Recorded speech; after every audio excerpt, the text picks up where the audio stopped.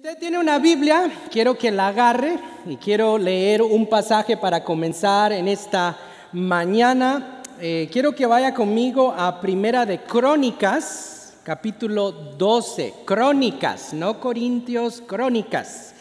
Primera de Crónicas está en el Antiguo Testamento. Yo voy a leer de la versión Nueva Biblia de las Américas. Si usted no tiene Biblia, la vamos a tener aquí en la pantalla, la escritura, pero dice así la palabra de nuestro Dios, palabra viva. Comenzando en el versículo 23, Primera de Crónicas 12. Dice, y estos son los números de los escuadrones equipados para la guerra que vinieron a David en Hebrón para transferirle el reino de Saúl conforme a la palabra del Señor. Paremos aquí. Aquí nos encontramos en una narración conocida como los libros históricos de Israel en el Antiguo Testamento. Aquí miramos que David está a punto de recibir o ser coronado como el segundo rey de Israel. Y miramos el pueblo judío venir y apoyar a David en este momento. Apoyarlo en muchas formas acá. Ponerlo después de Saúl como rey sobre Israel. Y continúa el versículo 24. Mire este apoyo grande. Dice, los hijos de Judá que llevaban escudo y lanza eran 6,800 equipados para la guerra.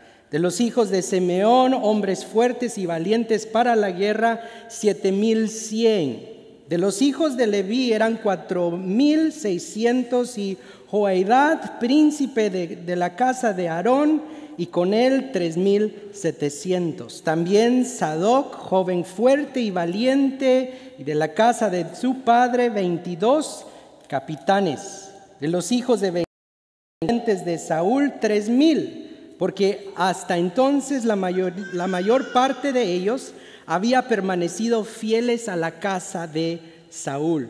De los hijos de Efraín 200 hombres fuertes y valientes, famosos en sus casas paternas. Dice de la media tribu de Manasés, 18,000, que por nombre fueron designados para venir y hacer rey a David. Note esto, de los hijos de Isaacar, expertos en discernir los tiempos con conocimiento de lo que Israel debía hacer. Sus jefes eran 200 y todos sus parientes estaban bajo sus órdenes. Miramos y el texto continúa. Si usted ve, otras tribus mandan otras personas. Y mire, la realidad era esta, que David necesitaba a todos estos hombres. David iba a usar, era necesario estos escudos y estas lanzas que dice acá para protegerse contra las otras naciones que existían en ese momento. Esto era de gran ayuda para David. Pero el texto dice que también había otra ayuda. De igual importancia eran los hijos, dice, de Isaacar para David. ¿Sabe por qué? Porque estos hombres, dice el texto acá, eran expertos en discernir los tiempos y conocer lo que Israel debiera hacer. Hermano, nosotros como creyentes en este siglo que estamos viviendo en este año, no somos, llamados a tener escudos y lanzas. Somos llamados a amar. Somos llamados a seguir el camino de Jesús, a servir a nuestro prójimo. Pero ¿sabe? En nuestro día también, mire, es necesario el día de hoy tener a hombres y mujeres como las que fue estos hombres de Isaacar para David. Hombres y mujeres que puedan, discernir nuestros tiempos y conocer lo que deberíamos hacer como iglesia, ¿Cómo debemos vivir en nuestro día el día de hoy? La semana pasada nosotros iniciamos una nueva serie que llamamos El despertar de la iglesia. Y si usted estuvo con nosotros mencionamos la importancia de despertarnos y conocer las corrientes peligrosas que hay en nuestra cultura, en nuestro mundo. Mire, yo creo que todos de los que estamos aquí en este momento, independientemente si usted vino la semana pasada o no, todos acá podemos concluir que las cosas han cambiado y están cambiando. No para el bien, sino desafortunadamente para el mal de nuestra sociedad. Mire, cuando nosotros íbamos a empezar a escarbar un poquito más la mentalidad que hay el día de hoy, cuando empezamos nosotros a escarbar las ideologías que hay culturales, los pensamientos, la agenda que hay, mire, nos vamos a topar en las semanas que vienen con cosas que nos van a sorprender, con cosas que nos van a quizás aterrar a la misma vez. Mire, este verano yo tuve que hacer un proyecto de jardinería. Y digo tuve que hacer, ¿verdad? Si usted me conoce, ya le he mencionado que a mí me encanta la jardinería. Así es que para mí no fue carga este proyecto que teníamos que hacer este verano. Mire, yo me puse ahí los guantes listo para la guerra, ¿verdad? Porque íbamos a empezar un nuevo proyecto, cuando empieza uno un proyecto de jardinería, hay que remover todo lo que está, ¿no? Y habían unos arbustos que tenían, 15 años en un lugar equivocado, había que trasladar a otras plantas, había que comprar plantas, y yo bien emocionado, ¿verdad? Pero la emoción cambió porque teníamos que empezar a escarbar, hay que trabajar duro. Si usted sabe de la jardinería, la espalda le duele a uno, pero ahí estábamos. Contraté también a mi esposa que me ayudara, ¿verdad? Y ahí estábamos nosotros dispuestos a trabajar duro. Yo agarré la pala y empecé a escarbar, ¿no? Empezamos a escarbar y mire, le voy a ser sincero, sudamos la gota gorda este verano porque si usted sabe, es de Houston, este verano no llovió.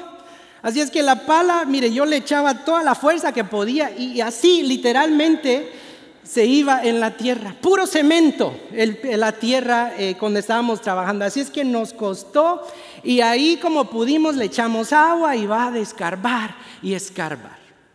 En una de esas de escarbar y escarbar, mire, salió nada más y nada menos que una serpiente por ahí. Hubiera oído el grito que salió de mi esposa. Mire, ¿quién la iba a convencer a seguir ayudándome después de esto? Mire, si a usted le gusta la jardinería, usted sabe muy bien que esto es normal para los jardineros, ¿verdad? Cuando uno está escarbando va a salir una lombriz, va a salir un gusano, a veces van a salir serpientes. Para mi amigo una vez le salió una gran serpiente que él tuvo que matar. Ahí poco a poco convencí a mi esposa que me siguiera ayudando porque el trabajo era grande. Continuamos trabajando y mire, gracias a Dios lo terminamos. Le voy a decir algo. Al escarbar un poquito más en esta mentalidad de nuestra cultura, oiga, vamos a descubrir que existe una gran serpiente escondida debajo de estas ideologías. Hay algo en la superficie de la tierra al escarbar que va a salir a la luz. Y le voy a decir algo, lo que está pasando en nuestra sociedad no es algo que ha sucedido de la noche a la mañana. Esto viene de mucho más atrás. Es parte de una filosofía que ha existido ya por muchos años, pero que ahora está creciendo en nuestro país. Se está formando este movimiento y para entender y ser como esa tribu de Isaacar, entender nuestros tiempos Y saber lo que debemos hacer es importante. Yo digo que es necesario conocer de dónde viene esta mentalidad. ¿De dónde viene esta raíz que estamos viendo esta serpiente moverse en nuestra cultura? Mire, y para conocer estas raíces, este trasfondo, es importante, mire, quizás ver un poquito de la historia. Es importante saber de dónde viene esta influencia mental, este pensamiento anti Dios, porque es un pensamiento anti Dios que estamos viendo en nuestros días. Y debemos comenzar con una persona, un alemán, economista llamado Karl Marx. Karl Marx, quizás usted ha oído de Karl Marx, el marxismo que se escucha hoy en día. Pero Karl Marx, mire, era una persona que no creía en Dios. Era una persona que era ateo. La realidad para Marx estaba compuesta solamente en lo que él podía ver en este mundo. Y él formó una forma de ver el mundo. Mire, para él la moralidad se encontraba en solucionar una injusticia que él miraba. Para Marx había un problema entre clases sociales. Había un problema entre lo que él llamaba los obreros de su día versus los burgueses de su día. Mire, los obreros, eran las personas que estaban trabajando. Y él como economista miraba las injusticias de estos trabajadores con los burgueses que eran los dueños de estas propiedades. Y para Marx, mire, existía una gran diferencia. Él tenía que solucionar esto y comenzó a pensar y a pensar y a pensar. Y desarrolló un pensamiento conocido como la teoría de conflicto, que básicamente él concluyó que la historia del hombre era una lucha entre clases sociales. En otras palabras, que había siempre en todo aspecto humano una dinámica de opresor versus oprimido. Moralmente, mire, la persona que era justa para Marx era el oprimido. El que estaba recibiendo esa injusticia supuestamente, y el injusto siempre era el opresor para él. Su deseo era crear una sociedad donde los obreros, los oprimidos pudieran tomar el control de los opresores, donde todo fuera igual, donde no económicamente hubiera esta injusticia, sino que todos pudieran compartir quizás en un mundo ideal. Mire, de aquí, precisamente de este pensamiento, vino lo que hoy conocemos como el socialismo. El comunismo comenzó a formarse por estas ideas. De hecho, Marx escribió el Manifiesto Comunista en 1848. Él quería una revolución, que estos obreros, estos oprimidos pudieran levantarse contra la sociedad. Deseaba esto. Desafortunadamente para él no vio esto suceder en Alemania. Sin embargo, este pensamiento comenzó a correr.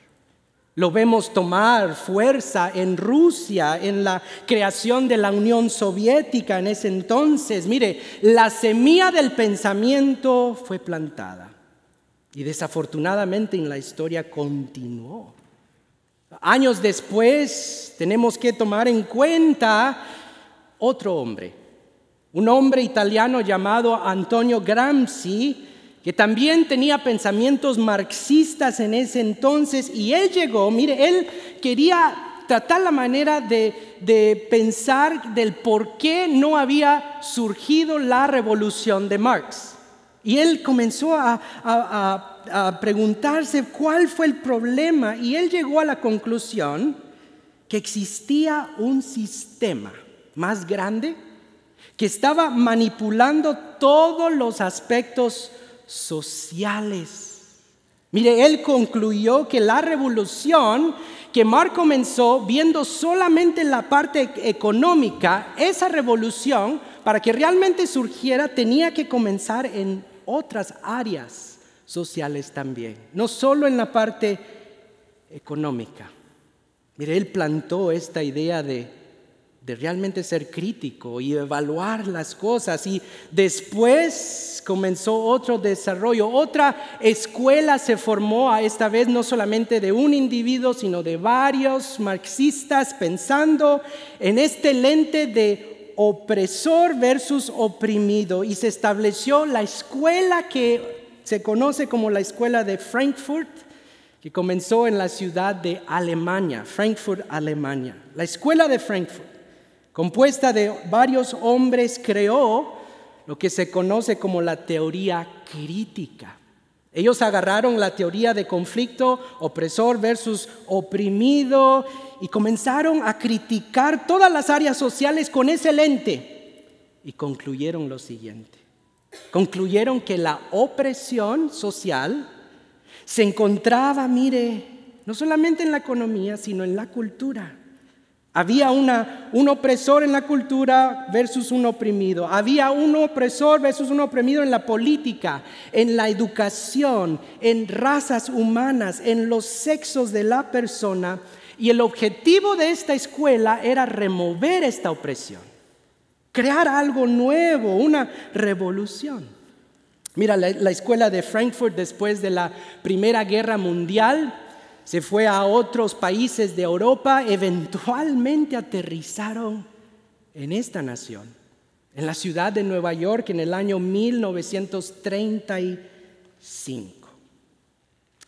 Y ahí comenzó un desarrollo en la Universidad de Columbia en Nueva York. Y desde este momento, esa mentalidad ha seguido creciendo y creciendo y creciendo. Ahora, algunos de ustedes puedan decir, pastorcito, híjole, me confundí. ¿Vine a servicio dominical o a una clase de historia? ¿Verdad? Están pensando ustedes, ¿qué tiene que ver esto conmigo? O sea, yo estoy sufriendo, entré por estas puertas. ¿Quién me va a decir esto? ¿Qué tiene que ver esto? Yo no sé, pastor, si usted sabe, pero el muro de Berlín ya se cayó, ¿cierto? La Unión Soviética ya no existe. De hecho, pastor, no sé si usted sabe, pero algunos de nosotros hemos huido del comunismo porque hemos visto el desastre que ha causado, porque al final del día el hombre está en el centro, y si el hombre está en el centro va a haber problemas. No funciona, pastor, hemos huido de eso. Entonces, ¿qué tiene que ver este trasfondo para mí? Bueno, tiene mucho que ver. Tiene mucho que ver con nosotros, porque esta mentalidad de opresor versus oprimido sigue activa el día de hoy en nuestra cultura. Es como la columna vertebral de todo lo que estamos viendo. Mire, quizás el día de hoy no se hable de una revolución armada, pero sí se está hablando de una revolución cultural. De una nueva forma de pensar en nuestra cultura, con el objetivo final de redefinir y reconstruir todos los aspectos sociales que nosotros conocemos hoy en día. Ese es el fin. La idea sigue en marcha. Existe un grupo de personas, una opresión, dice ellos, social contra ciertos grupos de personas hoy. La opresión para estas personas viene de todas las áreas. La opresión para estas personas hoy en día viene de instituciones como la estructura de la familia. Ahí está la opresión. Viene también de la composición biológica, viene de la religión, viene del trabajo, de la educación, de la política, y todas estas cosas, mire, son fuerzas opresivas que hay que cambiar, mire, mijito, rápido, porque hay oprimidos que se están oprimiendo por estas fuerzas que necesitan cambiar. Mire, es por esta razón que hoy vemos muchos de estos casos. Vemos muchas cosas que se están redefiniendo, que se están reconstruyendo con el fin de ser abiertos a estos oprimidos.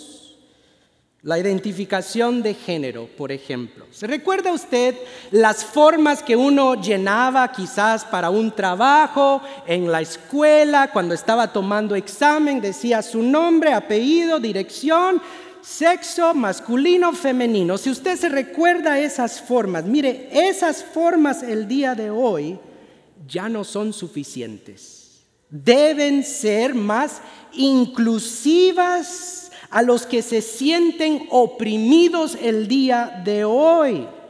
Porque estos oprimidos no se identifican con estas dos opciones y debemos ser más inclusivos a ellos. El problema no es la persona, sino el problema hoy en día es la forma que estamos llenando. Y mire, esto continúa. Es por eso que hoy el problema también, ¿sabe cuál es? Es el lenguaje que uno habla. El lenguaje quieren distorsionar y cambiar y reconstruir. Necesita ser reconstruido y evaluado el día de hoy. Y en nuestro contexto hispano, mire, hay un movimiento con esta mentalidad conocida como el Latinx o Latine en Centroamérica, que dice lo siguiente, que uno no debe de usar el masculino o el femenino para referirse a hispanos latinos, sino mejor hay que ser neutral. Para las personas que se puedan sentir oprimidos al describirse como hispano o hispana, debemos ser abiertos y llamarnos Latine o Latinx. Mire, el problema otra vez no es la persona. La opresión social es el idioma. Y ese idioma necesita cambiar, porque está oprimiendo a otras personas. El problema es el lenguaje español, que es un lenguaje masculino. Y ese es el problema. Mire, el problema para el oprimido el día de hoy es que siempre va a haber otra persona que tiene la culpa. Siempre va a haber alguien más con la culpa y hay un gran resentimiento contra estos poderes supuestamente de opresión el día de hoy. La mentalidad es, mira, si fracasó tu noviazgo, el problema no eres tú, el problema es el patriarcado, ¿no? Son tus padres que no te dejaron salir, es por eso que tu novia te dejó. El problema no eres tú, es el patriarcado. ¿Eres pobre? El problema es el rico, no eres tú, porque tú no tienes las oportunidades. ¿Ven cómo se está cambiando la cosa? Naciste como mujer, naciste como hombre, pero te crees ser mujer. El problema no eres tú, el problema es que naciste equivocadamente. El problema es la composición biológica que te está oprimiendo. Ese es el problema. Mire, hoy en día, amigo, las cosas están cambiando. Una de las teorías más recientes que ha causado mucho debate, políticamente hablando, y no vamos a entrar a política acá, esto no es de política. Este es un lente de Satanás que está infiltrando todo lo que nosotros conocemos. Pero hay una teoría que ha causado mucho debate, políticamente hablando, en la educación de nuestros niños también está causando debate en nuestras iglesias, y es la teoría crítica racial, o más bien se dice la teoría crítica de razas. Mire, esta teoría le ha puesto una cara a la opresión que estamos confrontando hoy en día. Repito, le ha puesto una cara a toda la opresión humana. Y esta teoría dicen que la opresión social es el resultado del racismo entre el hombre blanco y todos los demás, todas las minorías. En otras palabras, el hombre blanco es el opresor detrás de todos los sistemas, todos los sistemas. Mire, esto asume cierto racismo por el color de piel que alguien pueda tener. Si es blanco, él tiene un racismo por el color de su piel. Esta crítica asume también que hay ciertas ventajas que alguien puede tener por el color de su piel. Si es blanco, él tiene más oportunidades. Mire, sin duda, y no oiga muy bien lo que estoy diciendo, sin duda el día de hoy existe el racismo. Y nosotros cuando empecemos a hablar de este tema en las semanas que vamos a estar estudiando, lo vamos a ver bíblicamente. Existe, el racismo es real. Definitivamente hay una discriminación en este mundo. Pero creo yo, y quiero que usted vea el peligro de esta teoría, el asumir que alguien es racista solamente por el color de su piel no es lo que define a alguien ser racista. El racismo, mire, es el resultado no de piel, sino del corazón. Mateo capítulo 15, versículo 19, Jesús dice que del corazón salen todas las cosas malas. Sale la envidia, sale el odio, sale este racismo del corazón. El color de piel no tiene nada que ver con ser racista. ¿Por qué? Porque hay negritos racistas y hay hispanos que son bien racistas.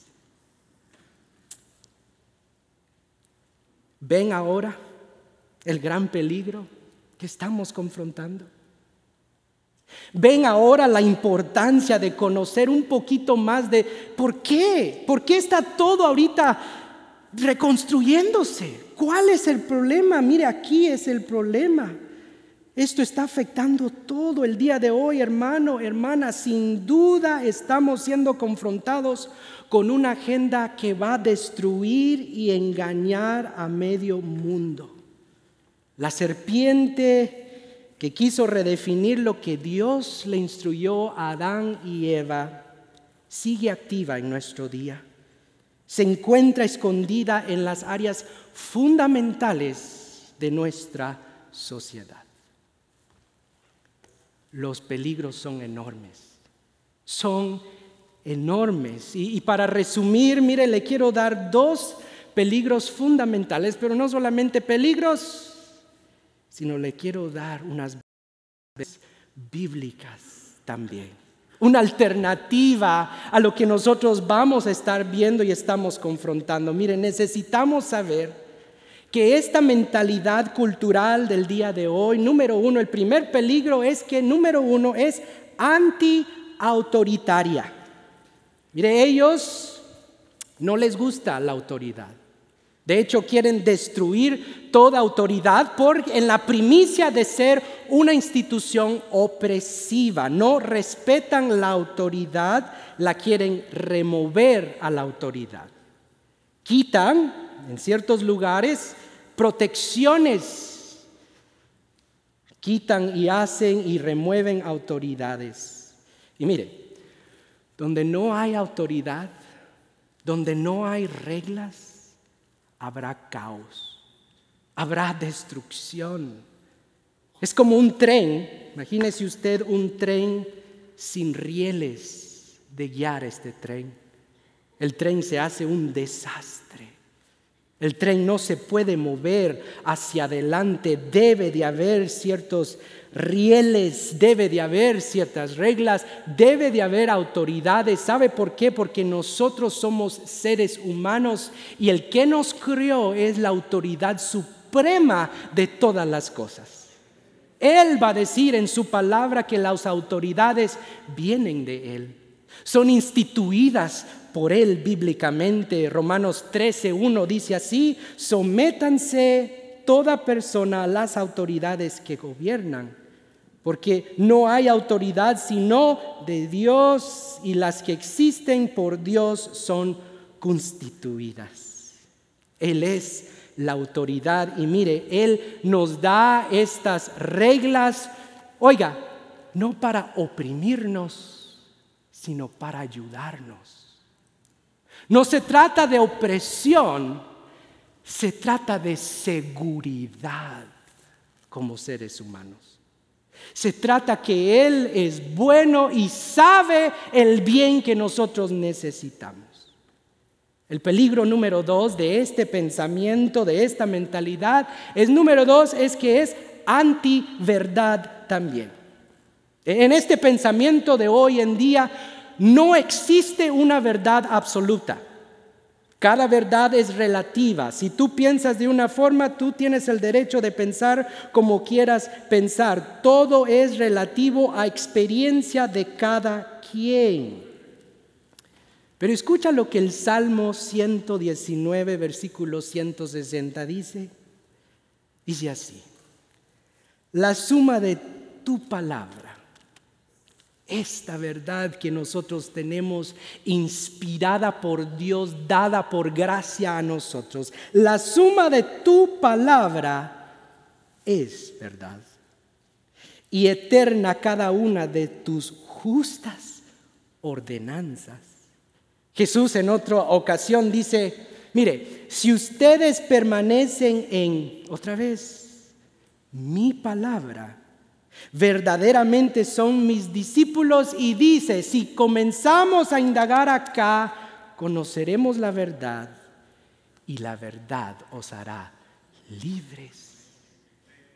Amigo, existe una verdad absoluta para el ser humano y aquí Jesús dice se encuentra en su palabra. Al leer su palabra, conocer y someternos a sus mandamientos, dice que vamos a conocer la verdad preciosa que nosotros necesitamos, y esa verdad, dice acá, nos hará libres para la gloria del Señor. Mire, la cultura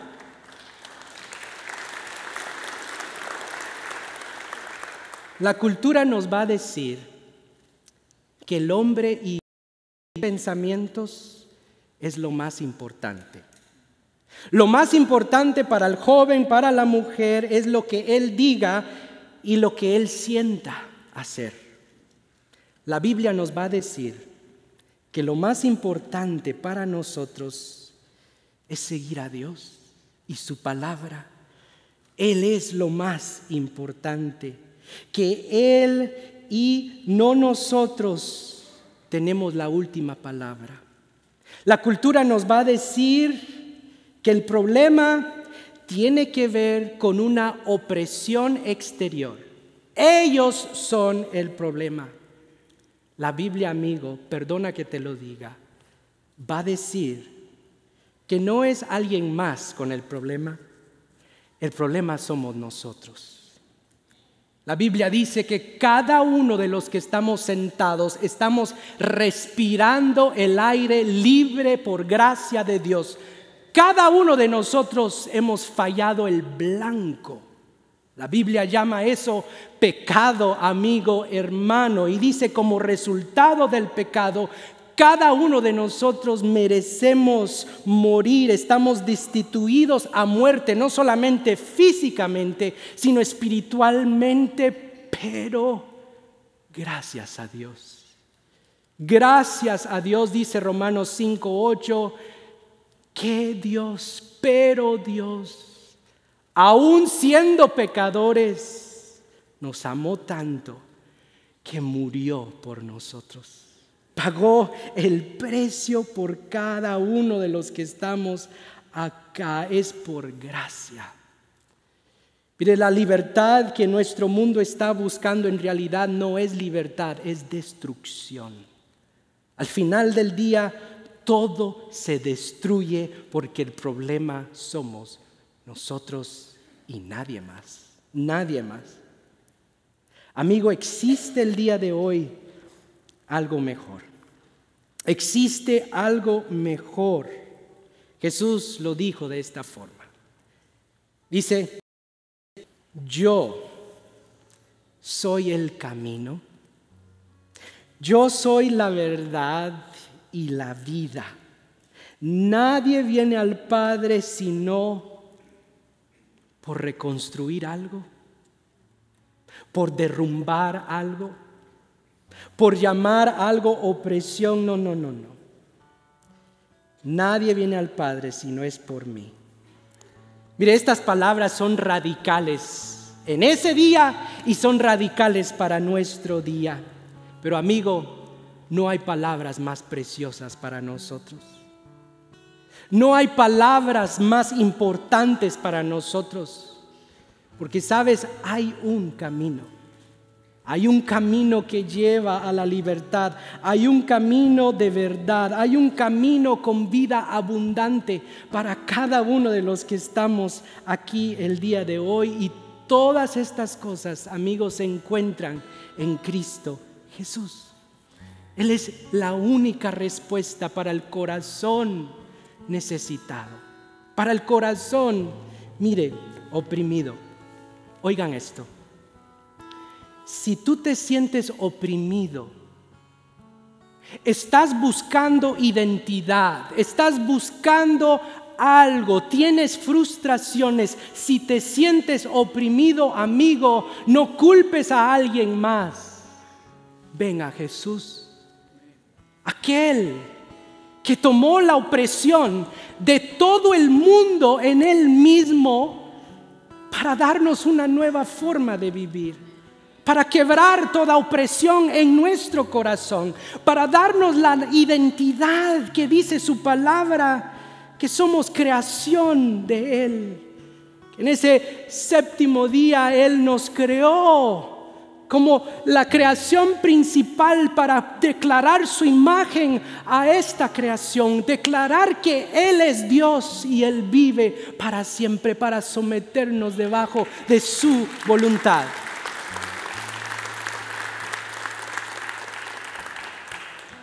Amigo, qué importante es ser luz, declarar, reflejarlo a Él en nuestra sociedad. Mire, la realidad es que ese jovencito que está luchando con su identidad necesita a Jesús. La realidad es que esa lucha política, esa frustración que, mire, nunca se va a terminar, porque no hay fin.